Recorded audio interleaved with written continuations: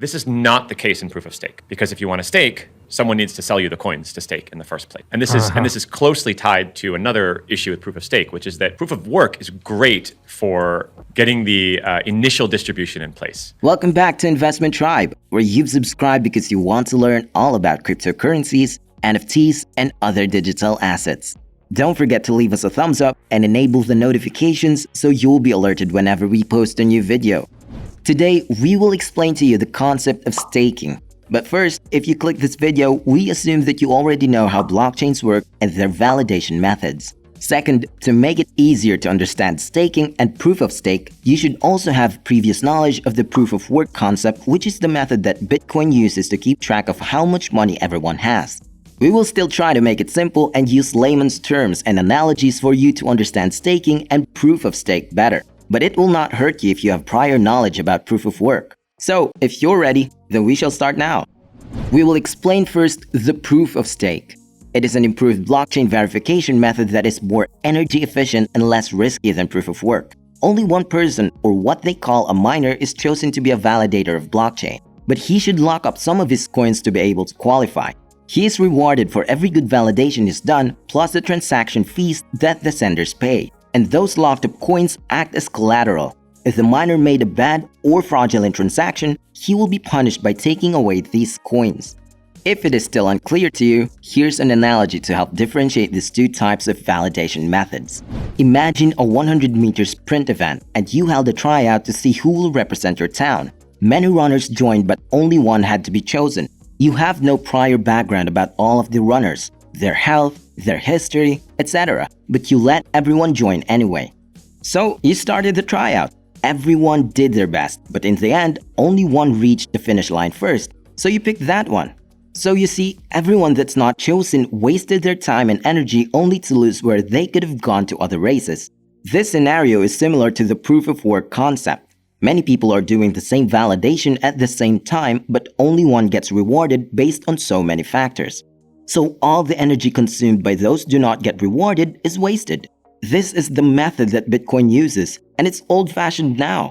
Improvements have been made with newer coins, that's why we now have another type of validation, and let me explain it through the same analogy.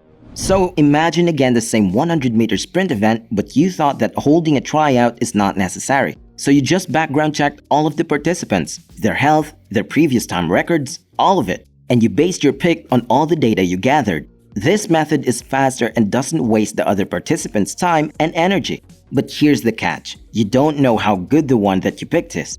You didn't see his actual running performance and time. So you set a condition that he should pay a fraction of the prize money as a down payment before the event so that he will do his best to win the race. And this is like how proof of stake works. Only one is chosen to validate blockchain transactions, but he should lock up some coins first as collateral. Other miners don't have to do the same job only to not be rewarded, and they can focus on other transactions. Another problem that proof of stake tries to solve is to control the power of mining companies. Since proof of work is speed-based, these mining companies have an advantage in getting the job done faster because they have supercomputers. And those DIY miners who only have high-end PCs at best stand no chance at all.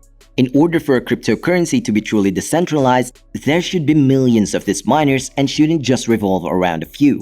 In connection to this, since these companies are so powerful, they can conspire and make fraudulent transactions since validation is majority-based, so this is a super huge problem that needs to be addressed.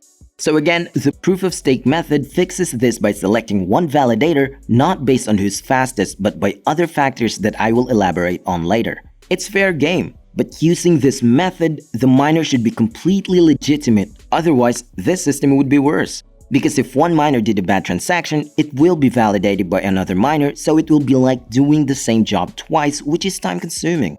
In the crypto world, time is money. That's why in order to qualify to be a miner, one should lock up his or her coins. This is like a test of loyalty. This process of locking up coins is called staking. If you stake some coins, you are not gonna be able to use them. If you get picked to mine and you did a good job, you will be rewarded. Otherwise, you will be punished by losing your stacked coins. Another process that is used in this method is that people will check your work for every transaction, so you pretty much can't get away with it. How does the selection process work? 3 factors are considered in picking a miner. One thing we need to avoid is having a bias for powerful mining companies. One factor is how many stakes a miner has. This means that the more stakes you have, the more you have to lose, so you have a better performance. The second factor is how long you have staked your coins, meaning if it is longer, you are doing good calculations and haven't been punished, so you are trustworthy. But then again, mining companies will still exploit these two factors, and this is where factor 3 comes, where a random number generator comes into play. Well, I think it's a little more complicated than that, and I'm still not sure how it works, to be honest with you. But those are the 3 criteria for picking a miner. Now let's move on to the risk and rewards of staking your coins. Cause, there will always be pros and cons. Let's start with the risks. First one is that when you stake your coins, there will be a locking period where they will go into locked state, meaning you cannot move, send, or cash out those coins. There are times that these locking periods may go from a month to a year depending on the situation. So this might be dangerous if you run out of assets and these coins are what's left. The second risk is you must have strong technical knowledge about mining. Otherwise, you might lose your stake coins for doing a bad job every time. This is not just software that you can download from the internet and press play. You must know how to code, how to set up your computer, and how to accept rewards. If you know the technical background, then you can fix problems when they occur. The third one is there's something called Validator Commission, where you can give your coins to someone who has technical knowledge about mining, and he basically will do the job for you if you can't be bothered to learn the process yourself. But these usually require commission or a fee for the miner that will take away a portion of your profit. And this is just based on trust, so your hired miner can run away with your coins, which makes it very risky. The fourth risk is the duration of the rewards. In some networks, even if you're doing a good job, it could take weeks to see the fruits of your labor, and it might get frustrating to some. So be sure to review the network's payout duration before going into this. And for the fifth and final risk, we have bad behavior. This one is not that talked about when it comes to the risks of staking, because it's highly unlikely. Remember that there will be validators who will check your work? Well, there are humans too, and so expect errors and mistakes even in the validation process. So even if you did a truly good job, there's a slight chance that they will judge it as fraudulent and you will be punished. Then again, this is highly unlikely, but it's worth putting it here. Now, let's talk about the rewards or benefits of staking. I will do this by quickly listing 4 cryptocurrencies that are the most popular when it comes to staking and tell you each of their different rates when it comes to rewards. The first one is Tezos, which rewards you 6% of what you staked annually. And it's easier with Tezos cause Coinbase will set up the process. But of course, they will take away a fee of around 1.4%, which will lower your net profit to 4.6%. The next one is Cardano, which gives you 4 to 5%. The third one is the Algo coin, which rewards double of what Cardano gives, around 8 to 10%. And the last one is Ethereum, which will be switching to Ethereum 2.0 this year, and by then, they claim that the reward will reach up to 15%. But the more reliable figure will be around 4 to 7%, and this won't happen until the upgrade. So what do you think? Proof of stake is clearly much better than proof of work, but it still has risks that need to be addressed if we're talking long-term use of this method. Let me know in the comments what are your opinions on staking, your experiences with it. Do you see that it can be a good source of income in the future? Well, that's all for now.